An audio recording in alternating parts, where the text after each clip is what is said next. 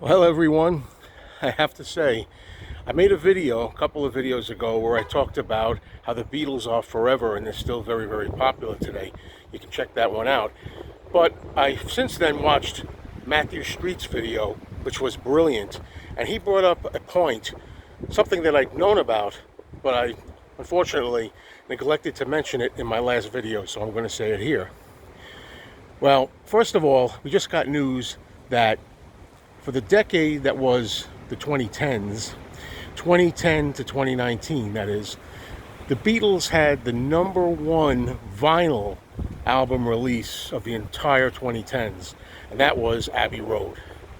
I think it had 500 and something thousand units sold. I think the second place band might have been Pink Floyd, with 300 something thousand sold.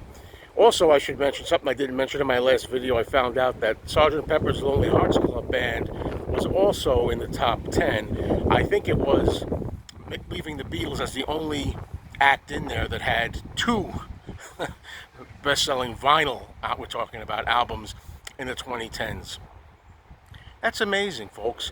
The Beatles broke up 50 years ago in early 1970. As I record this, it's a beautiful 60-degree day in January of 2020.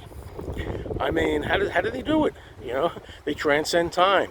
But the thing I wanted to get at that I forgot in my last video, that Matthew Street had brought up, was that in the decade before that, 2000s, 2000 to 2009, the number one album of the decade of the 2000s was the Beatles' number one compilation with the hits. Can you believe this? From 2000 to 2019, the Beatles are number one again. It's just incredible, folks. I absolutely love the Beatles, as you know, but I also like other artists, other music. I listen to other music, but we wonder why I'm so focused so much on this band. This is why. The music is eternal. It's always exciting to people. I just think it's really quite an accomplishment, and the likes of which we're never going to see by anybody else again. Yep, judging by the figures in these charts, folks, and the sales, I'm not the only person out there who still believes in yesterday.